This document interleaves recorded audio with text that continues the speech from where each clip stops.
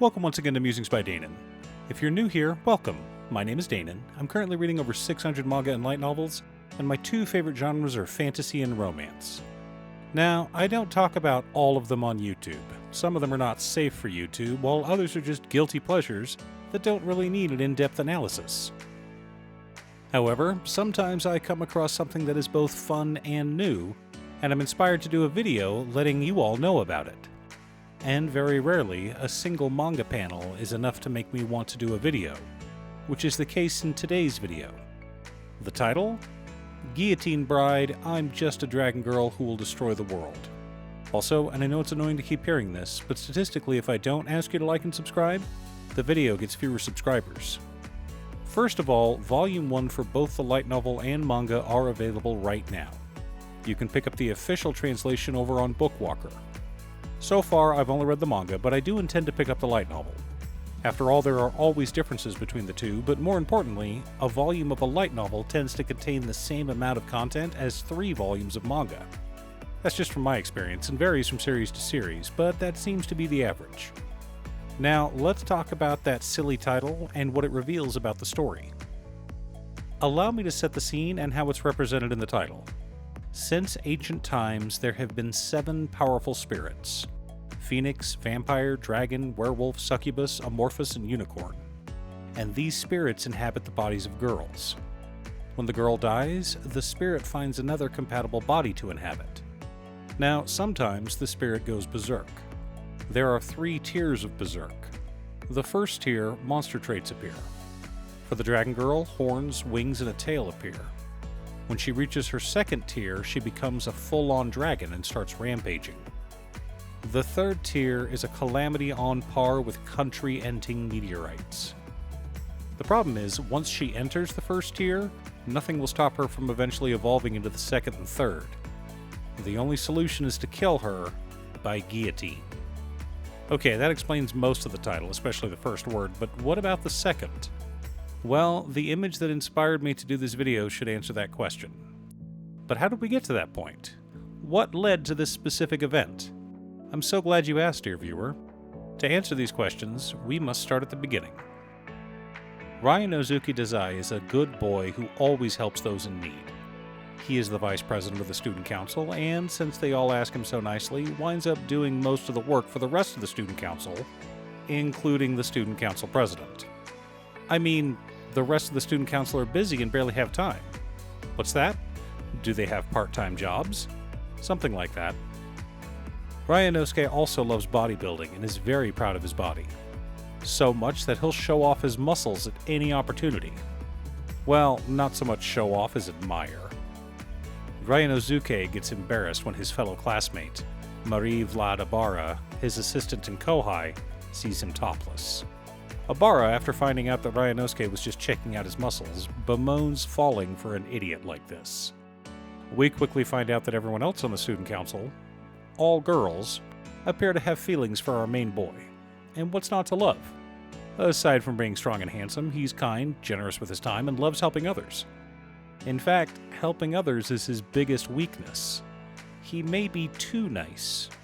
One of the girls comments that he would probably help someone who didn't deserve it. Talk about a flag. Later that day, the chopper carrying our doomed dragon girl is attacked. Of course, Ryunosuke witnesses it, and the cargo containing her crashes down in front of him. And who pops out of the crate but Rin Arako, our dragon girl. She requests Ryunosuke remove the cable from her back. He does so because he's too nice and loves helping people. Remember the flag we just discussed? Yeah, this is it. Just as the two of them get to know each other, a voice from the woods calls out, telling Ryunosuke to get away from the dragon girl. That girl is dangerous and you shouldn't be near her. And who is it that steps from the woods? None other than Ibarra, his assistant, who, of course, turns out to be the vampire girl. The two girls fight, but Arako is overwhelmed. Arako just woke up and her power hasn't fully been restored, so she is no match for Ibarra. Ibarra unleashes several devastating attacks, and just as she is about to win, Ryunosuke saves Arako. He's injured in the process, and Arako yells at him. After all, the wound is deep, and he will die soon. She asks him why he saved her, and Ryunosuke says it's just because he wanted to. Arako realizes he's just hopeless. An altruist, sure, but still hopeless. Well, there's only one way for Ryunosuke to live and for Arako to defeat Obara. Of course, Ryunosuke won't help if he puts Obara in danger, but he's fine helping Arako. The only way for both of them to make it out of this is for him to wed her. Wait a minute. Wed her? Like wedding dresses, or more like a praying mantis? No, you see, Ryunosuke has the ability to be a soul linker. He has a sacred sealing ring, a glowing glyph around his ring finger. For some reason, the world has chosen Ryunosuke to have his soul linked to Arako. This will make his life hard, but Arako promises to protect him for the rest of her life. Ryunosuke doesn't hesitate. He marries her on the spot. The two exchange vows, and Arako stands up in her full power. Suddenly, the minions of Obara sent after Arako are taken out, wiped away by her sudden, overwhelming power. Now, the fight ends without Obara being killed, even though Arako is able to stop her with just one hand. But she promised Ryunosuke that she wouldn't kill Obara. So the fight ends and we get some backstory. Ryunosuke is informed of what is happening in the world, and the next day at school, there's a new transfer student. Because of course there's a new transfer student. And who else would it be other than his wife? But now Ryunosuke has to ensure that his wife doesn't go berserk and cause a cataclysm. Happy wife, happy life, am I right? As I said earlier, only the first volume of the series has been released, both in manga and light novel. No word on if this will become an anime.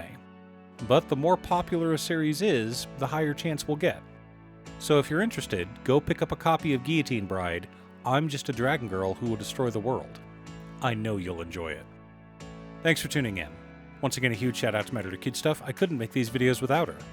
If you'd like to hire her to edit your own videos, she can be reached at cutestuff.edits@gmail.com. Link is down below. If you're looking for ways to support the channel directly, you can head on over to patreon.com/Danon. There are several tiers to choose from. You can pick an anime or manga for me to do a video about, or you can join our monthly manga club.